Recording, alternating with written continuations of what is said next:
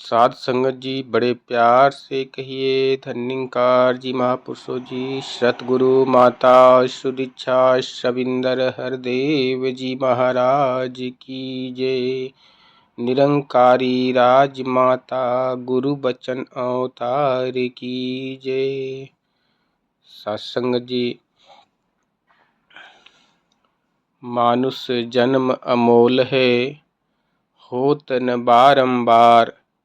जो फल पाक भूमि गिरे, बहुर न लागे डार।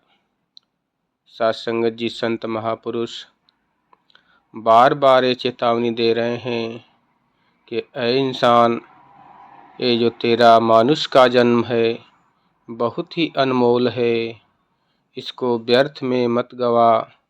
साध संगत जी कहते हैं कि जिस काम के लिए आया तू, उस काम को मुका ले।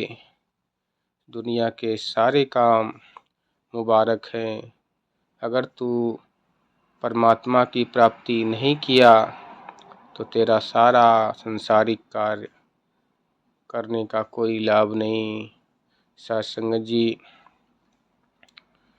ये मानुष जन्म में परमात्मा की प्राप्ति करने की शक्ति मिली है, सामर्थ्य मिला है। परमात्मा ने इतना शक्ति शरीर के अंदर बख्शा है कि इंसान प्रयत्न करके अपने जीवन में सारे कार्य करते हुए इस परमपिता परमात्मा निराकार ब्रह्म की प्राप्ति कर सकता है।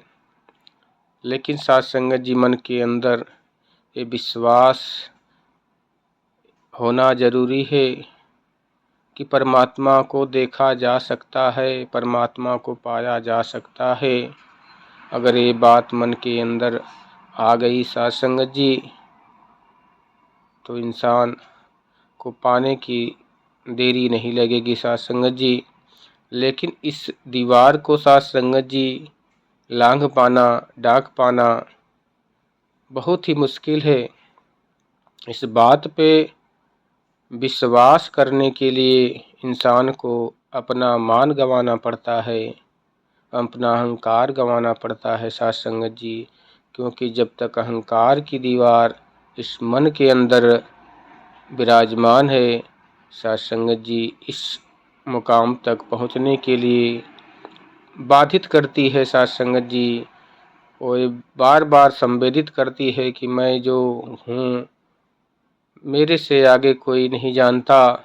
साध संगत जी, जब इंसान अपना आप समर्पण कर देता है सतगुरु के आगे, तो सतगुरु देरी नहीं लगाता, तुरंत ही इस परमपिता परमात्मा की लगता करा देता है। साध संगत जी, जब श्री रामचंद्र जी को इस बात का संदेह हुआ कि क्या मैं ही वो परमात्मा हूँ जिसको दुनिया जपती है, निरंतर सुमिरन करती है, याद करती है। जब साधुओं की मंडली, ऋषि मुनियों की मंडली उनके सामने से राम राम कहते हुए गुजर गई, उनको ये बात मन के अंदर कचोटने लगी। साध संगत जी, उन्होंने इस बात का निष्कर्ष जानने के लिए गुरु विश्वामित्र जी के पास दौड़े दौड़े जाते हैं। जब गुरु विश्वामित्र जी, साध संगत जी उस समय अपने ध्यान मुद्रा में दरवाज़ा बंद करके ध्यान लगाए हुए हैं। बाहर से दरवाज़ा श्री राम जी खटखटाते हैं, आवाज़ आती है, कौन? प्रभु श्री रामचंद्र जी कहते हैं साध संगत जी कि मैं आज यही तो जानने आया हूँ कि मैं कौन हूँ। मैं राजा दशरथ का पुत्र हूँ, या जिसको दुनिया राम कहती है, मैं वही राम हूँ।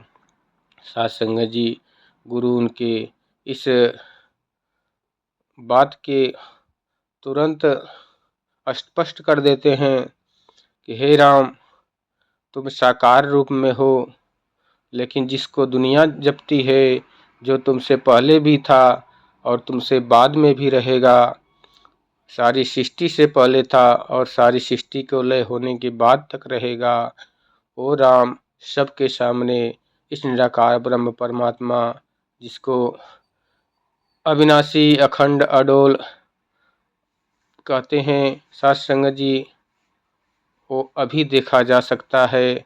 उन्होंने कहा कि फूल को मसलने में देरी लग सकती है, लेकिन इसको देखने में देरी नहीं लगती। साधुसंगत जी, विश्वामित्र जी ने उन्हें इस परम ज्योति का दिव्य दृष्टि के द्वारा ज्ञान दिया। साधुसंगत जी, ये हर इंसान, हर मनुष्य का कर्तव्य है कि वो अपनी आत्मा का कल्याण कर ले। अपनी आत्मा का कल्याण स्वयं से करना है। साधुसंगत जी, किसी पे आधारित नहीं रहना कि मेरे मरने के बाद कोई मेरे आत्मा को मुक्ति देगा। साधुसंगत जी, कोई जल देगा, कोई भोजन देगा, सारी व्यवस्थाएं जिस प्रकार जीते जी करते हैं साधुसंगत जी अपने जीवन में, घर बना लेते हैं, कपड़े बना लेते हैं, गाड़ी बना लेते हैं, बच्चे पाल लेते हैं, सभी कार्य कर लेते हैं। इसी प्रकार साधुसंगत जी अपना ये भी काम अपने ही हाथों से कर लीजिए कि अपना मुक्ति वाला काम अपने हाथों से मुका लीजिए कि आए हो इस जहां में, क्या काम है तुम्हारा, ठहरोगे किस मुकाम में, लौटोगे जब दोबारा। साधुसंगत जी, ये पंच भौतिक शरीर कहते हैं कि पंच तत्व की अधम शरीरा, क्षिति जल पावक गगन समीरा। जब ये पांच तत्व साधुसंगत जी मरने के बाद जल जाएंगे, मिट जाएंगे, अपने आप में मुक जाएंगे, ये आत्मा बचेगी। जब इसको ज्ञान नहीं होगा साधुसंगत जी की इसका असली घर कहाँ है, तो साधुसंगत जी यही आत्मा इस निराकार ब्रह्म में भटकती है और अपना अस्तित्व न जानकर फिर से इस 84 लाख योनियों में निरंतर आती और जाती, जन्मती और मरती रहती है। साधुसंगत जी, इसलिए कहते हैं कि मानव जीवन अमोल है, सोत न बारंबार, जो फल पाक भूई गिरे बहुर न लागे डार। कि ये अनमोल जीवन हीरा जन्म जिसे कहा गया है, सारी श्रेणियों में, सारी योनियों में उत्तम श्रेणी है साधुसंगत जी, क्योंकि ये इसमें चेतन शक्ति दिया है परमात्मा ने। इसमें हर चीज को समझा, जाना, देखा जा सकता है और किसी योनि में ये शक्ति नहीं है साधुसंगत जी कि वो किसी बात को कहा जाए उसे वो समझ ले। पशुओं, कुत्ता, बिल्ली, गधों को अगर कहा जाए कि आओ तुम परमात्मा को जान लो, तो साधुसंगत जी उनकी बात समझ में नहीं आएगी, लेकिन इंसान इस बात को समझ सकता है, जान सकता है, देख सकता है। तो आज इंसान से ही आवाज़ लगाई जा रही है, सतगुरु आवाज़ लगा रहे हैं। माता सुदीक्षा सविंदर हरदेव जी आज निवेदन प्रार्थना करके सबका भला करने की उद्देश्य से हर जगह जा जाकर, देश विदेशों में भी, गांव गलियों में भी सत्संग के माध्यम से, समागम के माध्यम से ये संदेश पहुंचा रहे हैं कि आओ रब के दर्शन कर लो, जिसे तुम गॉड, वाहिगुरु, अल्लाह जिस नाम से पुकारते हो, इस परम ज्योति शक्ति को, उसको देख लो, जान लो, समझ लो। कहते हैं कि जिसका बंधन, जिसका पूजन, उसका ज्ञान जरूरी है। कहे अवतार के पहले ईश्वर की पहचान जरूरी है।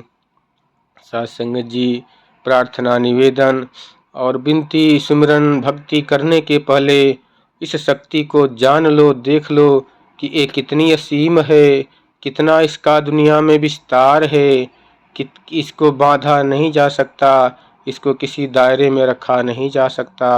बार बार राजपिता जी इस बात पे प्रेरित कर रहे हैं, इंसान को जगा रहे हैं कि ये इंसान, तो जिस परमात्मा को फोटो के अंदर, मूर्ति के अंदर बांध रखा है, किसी घर के अंदर बांध रखा है, किसी पूजा पाठ के अंदर बांध रखा है, किसी द्रव्य पदार्थों के अंदर बांध रखा है, तो पहले इसको देख ले कि ये किसी भी रस्सी से, किसी भी माया से बांधा नहीं जा सकता, इस पे किसी चीज़ का असर नहीं होता।